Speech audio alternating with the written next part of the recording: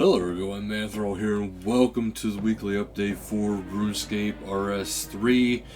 Now there is actually a lot of stuff to be announcing today, including a long list of patch notes. However, today's game update is with the Solak scaling, and the Ripper Demon Pet, not the Nipper Demon Pet that is being said right here. A little bit of a typo on their end. So there's different things that is actually going on with Solak. So they said back in 2018 they released Solak with just 2 difficulty settings, 2-man and 7-man. Today they've implemented a system where Solak's difficulty will scale depending on your group size. So they want to keep things balanced. So now if you can do it a 3-man, 4-man, 5-man. You know, it'll scale to that degree to how many people are actually in there. It's also receiving a few other improvements, which is actually from the one live stream going to start making its way into other places and other bosses as well, which is the defense animations have been removed to make the fight more smooth. This way you don't constantly have them move like they got flinch or block, that kind of thing, which could interfere because sometimes they are doing an attack or charging up an attack, and that can actually kind of, interrupt and maybe make you miss the warning signs. So there is a Ripper Demon Pet. Now I'm not so sure if it's actually a typo or not because they have it listed as Nipper Demon again. But in order to get the Ripper Demon Pet, you have a 1 in 30,000 drop chance from regular Ripper Demons and a 1 in 1,000 drop chance from Elite Ripper Demons. So it is actually very rare to get. And it says you'll know you've got one when you find a parasitic orb on the ground as a drop. So keep that in mind. Both the orbs and the pets themselves will be untradeable, and once you have the pet orb, it won't drop anymore. There's quite a bit of patch notes. There's the Archaeology announcement, which if you have missed the live stream, the good news is they do have it up on YouTube because you do get a little bit of a sneak peek into Archaeology. And Archaeology was announced that the official release date now is official. It is good to go, and it will be ready by March 30th. No delays, no nothing. It will be out that day, and we will be able to get into it from then on out. They have revived the Ninja Team. Now the Ninja Team is not going to be quite what it used to be. It's going to be more about working on quality of life type improvements or little things here and there. The first thing we seen of that was last week, I believe, with the invention crafting section where everything was categorized. That was actually a ninja update, so that is actually going on again. They do have a Ninja Team Dojo, which is you can kind of send them challenges or let them know or ask. It says complete the captcha and click let's do this, fill out the form. That's what I was just saying about.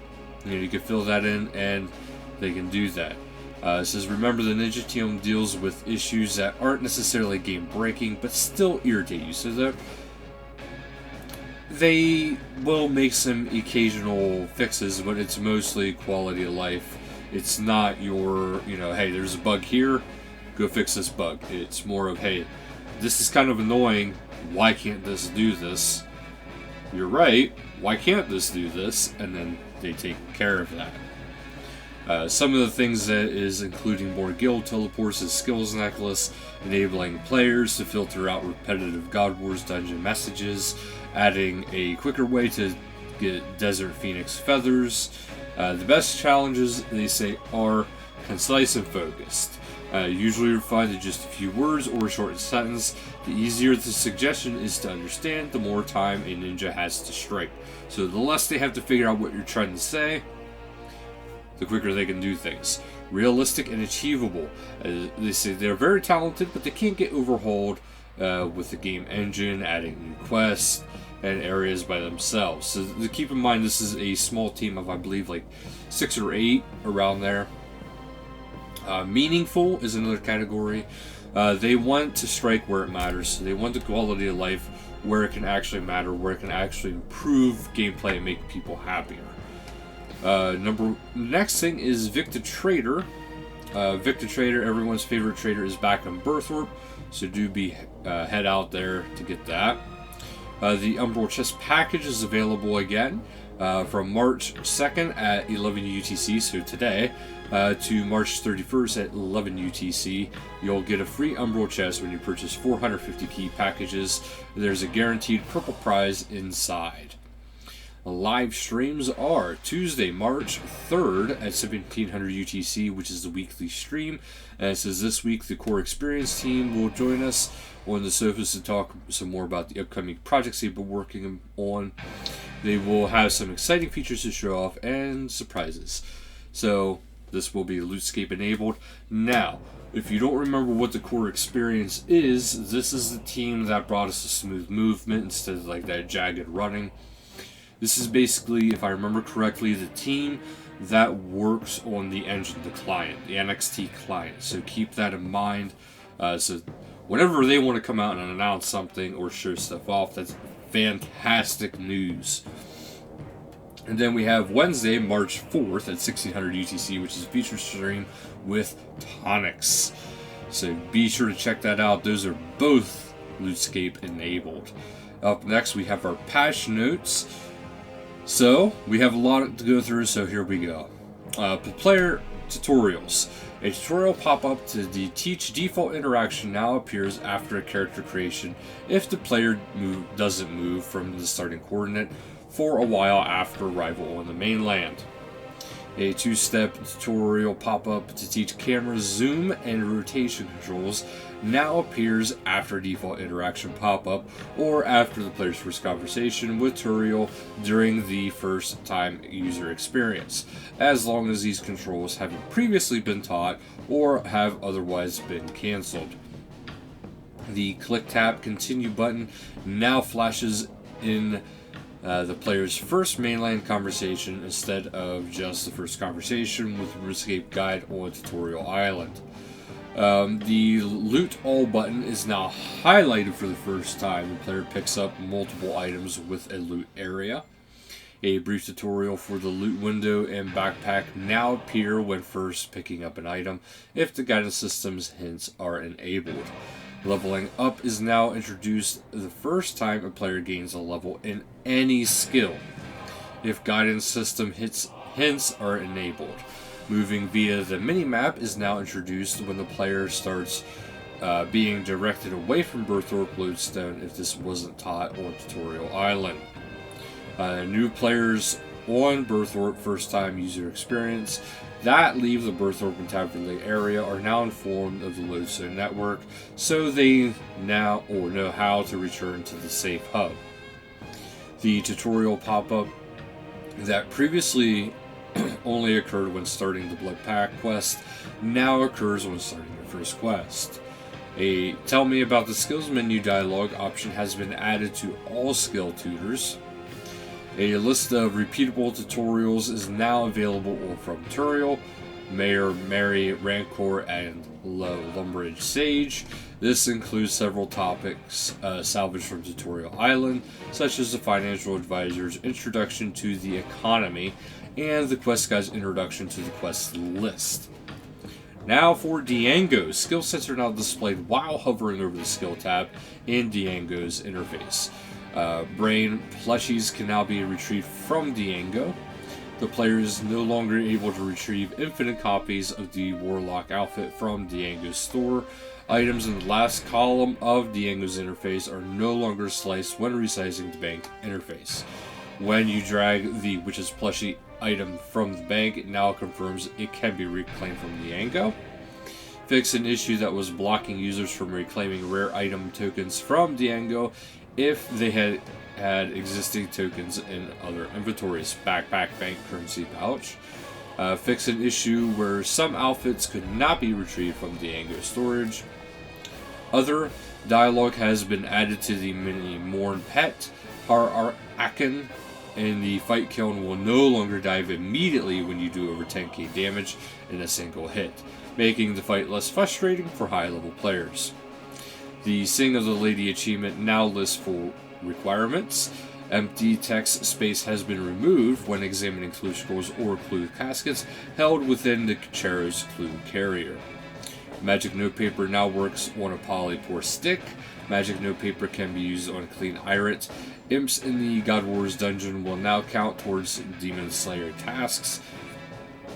Getting damaged by Gorak now lowers your invention level.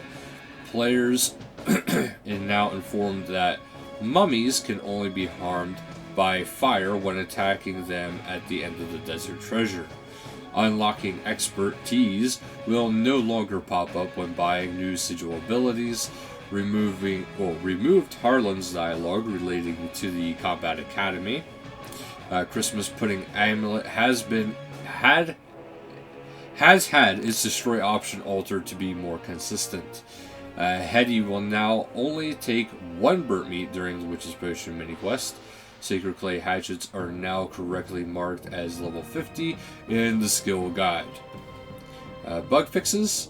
A hotfix, which has unblocked the path between Berthorpe's military training camp and the nearby all-fired-up beacon. Fix the bug that allowed superior Ancient Warrior equipment to stack in the bank when they shouldn't. Fixing an issue with Kurasi's sword animation not playing correctly during the Void Stairs back. Nomad now does damage in the first Nomad's Requiem cutscene in Legacy Combat mode. You are now able to attack spiritual warriors in your player-owned dungeon. Huge and large lamps no longer displayed as being usable in free-to-play worlds. Fix a minor exploit when fighting the hardcore giant mole. The furnace perk will no longer trigger once the player charges have run out. The next music track will now play once Rune Waste is finished. Fix an edge case that allowed the Twin Furies to be killed very quickly. You can no longer use telekinetic grab on Bloodwood logs. The correct amount of combat XP is now given when defeating Kalgur, the warmonger in Daemonheim. Fix an issue where players logging in for the first time wouldn't have a scroll bar in the game chat window on mobile. Fix an issue that was causing cleanup filter within the bank to not correctly clean up rare item tokens. Removed unnecessary force movement on 2 squares in Remington Village. Teleport charges added to the mysterious medallion now correctly transfer when you upgrade it to Dracon's medallion. The frozen debuff bar no longer disappears when re-entering the Living Wyvern area. Augmented equipment will now correctly show as saved on death within the wilderness on the items kept on death UI. God wines now become fermented when logging out and back into the game. Players can no longer equip the item turn screw via the bank. Ultimate Slayer title is now correctly removed if the new items have been added to the Slayer log and not yet obtained. Using kelp and seaweed on raw great white shark to make Ganken or Gonken or Maki will now correctly open Sushi section in the cooking interface. Trample/stomp abilities no longer appear in boss info entries for bosses that they have been removed from. Transitions between the "What is your experience with RuneScape" prompt, Tutorial Island, and Berthorpe Arrival have been improved to better mask the top-level interface. The Berthorpe area logo has been added to the Berthorpe Arrival cutscene to better illustrate the meaning of Berthorpe overlay text. Achievement and path pop-up messaging/fireworks for completing Tutorial Island. It no longer occurs when transitioning to Berthorpe for the first time. An issue where quest points were not calculated during the first login session and therefore failed to count the quest point awarded for learning the ropes tutorial until the next login has been fixed. Drilling soldiers in Berthorpe Imperial Guard camp are now dormant when there are no players nearby for better processing efficiency. Cooking crayfish during the Berthorpe first time user experience now describes the act with a similar level of mechanic details as cooking shrimp on Tutorial Island. Updated the minimap that accompanies the blue box highlighting tutorial as it predicted the 2014 map icon rework. The world map and lodestone network can no longer be opened when most UI tutorials are active to prevent conflicts. White Wolf Mountain is no longer classified as part of Berthorpe, so that a new player can appropriately be warned they are leaving the starting zone before encountering dangerous wolves. Known issues is that the ring that detonates denotes how close you are to being caught during the big game hunter does not currently change color like it should. So, that is a lot of patch notes for this week, but that is actually it for this week. Don't fret though, because we do have Archaeology coming at the very end of the month. So thank you guys so much for watching, and until next time, later guys.